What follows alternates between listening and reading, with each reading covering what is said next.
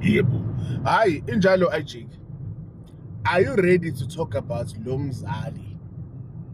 Lo ongazange sivume isiphiwo sakhe.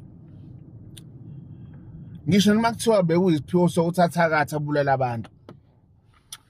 Angayivumi yena leyo nto. Enzeke ngendlela ethanda uyena nentando yakhe. Ebese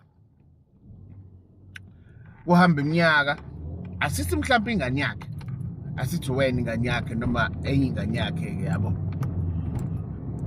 Ebese ingane yakhe iyasimukela isiphiwo sayo.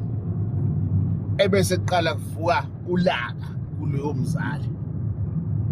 Or scenario B, ingane yakhe ivele ishada umuntu unabantu abadala noma ibe nenhlanhla yokuthi ifike lo mshado kanti lo muntu unabantu abadala. Ebese lo mama mayihlale ebuka lo muntu kuvukelela idimoni lakhe. Ngoba manje ubuka le ntombazane yabantu noma ubuka lo mfana wabantu, ebese kuvuka amadimoni kuyena abone ngathi lengane yamukela lento yena yamhlula. Abese angenelwa umoya ovungu, umoya ovungu vele. Umoya ovungu ngiyachoma vele ngicoma ngokulapha vele.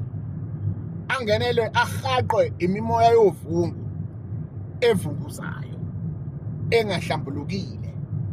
Ebese afuna ukuthi aqede umshado wengane yakhe.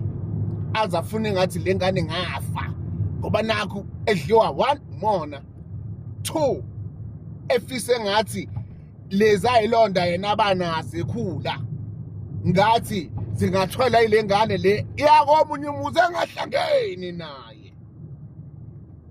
Are we ready for that chat?